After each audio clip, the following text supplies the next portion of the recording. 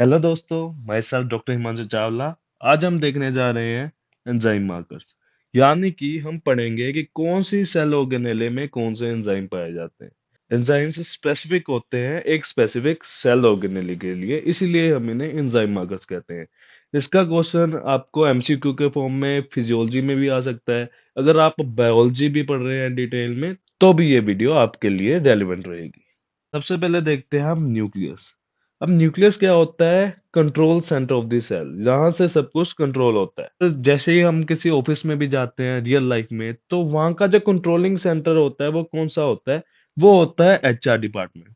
अब सेल का है कंट्रोलिंग सेंटर न्यूक्लियस, और कोई भी ऑफिस जब में हम जाए वहां होता है HR department that controls various types of things. हम याद रखेंगे एचआर। एच से है हिस्टोन डीएसिटाइलेस, और आर से है आरएनए पॉलीमरेज।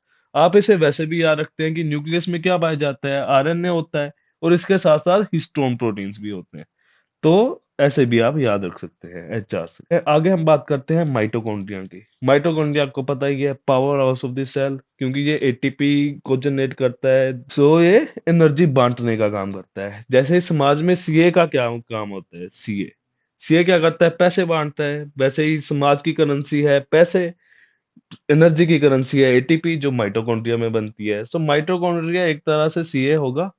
तो अब आप कुछ कहेंगे कि नहीं जी, सीए का काम पैसे बांटना नहीं होता, तो ऐसे लोगों को मैं क्या ही कहूँ, आप पढ़ने पे ध्यान दें। इस गांव की अनपढ़ मिट्टी पढ़ नहीं सकती तेरी चिट्ठी। सी से है क्रेटिनिन काइनेस, ए से है एटीपी सिंथेसिस, एंड जी से है ग्लूटामेट डिहाइड्रोजनेस। जिन भी एंजाइम्स पे मैंने स्टार लगा के रखा है, ये आपको जरूर याद रहना चाहिए, आप इन्हें नहीं छोड़ के जा सकते। बात करते हैं साइटोप्लाज्म की।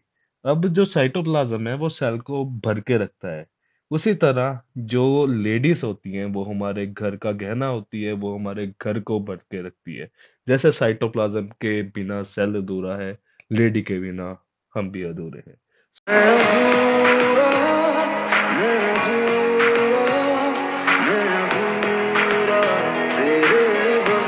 तो इस तरह हम साइटोप्लाज्म को लेडी से कंपेयर कर सकते हैं। हम एल से याद रखेंगे लैक्टेट, डी से याद रखेंगे डिहाइड्रोजनेस। सो लैक्टेट डिहाइड्रोजनेस पाया जाता है साइटोप्लाज्म में। आगे बात करते हैं लाइसोसोम्स की। लाइसोसोम्स क्या है? तो side bags of the cell, ये फट जाते हैं जैसे इन्हें कोई भी गड़बड़ लगती है। जैसे ही सेल में कोई गड़बड़ हुई, तो ये डिसॉल्व कर देंगे पूरे सेल मैटर को। सो गड़बड़ से याद आया, नहीं नहीं नहीं नहीं, सारुण के यहाँ कुछ तो गड़बड़ है, जरूर कोई ना कोई गड़बड़, कुछ तो गड़बड़ जरूर है अभिजीत।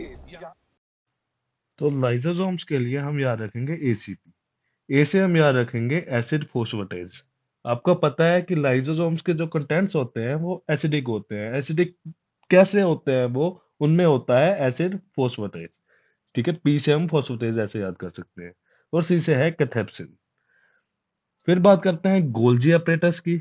गोल्जी अपरेटस के हम इनिशियल से याद रखेंगे। फर्स्ट वर्ड है जी, और थर्ड वर्ड है एल। यहां से हम याद करेंगे ग्लैक्टोसिल ट्रांसफरेज, जो कि इसका एंजाइम है। पेरोक्सिसोम्स, ये आपको पता होगा कि छोटे छोटे प्यारे प्यारे से होते हैं सेल के अंदर, इसीलिए हम इन्हें माइक्रोबॉडीज भी कहते हैं। अब ये छोटे छोटे प्यारे प्यारे आपको कैट के फेस पे भी दिख सकते हैं, दिख रहे होंगे आपको। और कई बार तो ये लगता है कि जो क्यूट क्यूट लड़कियां हैं उनके फेस पे भी ऐसा कुछ है। ठीक है, कैट से हम याद रखेंगे कैटालिस एंजाइम, जो कि इसका मेन एंजाइम है। अगर आप क्यूट पढ़ रहे हैं तो यू से आप याद रख सकते हैं uric acid oxidase. Endoplasmic reticulum का जो मार्कर एंजाइम है वो है ग्लूकोज 6 फोस्फेट। आगे चलते हैं प्लाज्मा मेम्ब्रेन की तरफ।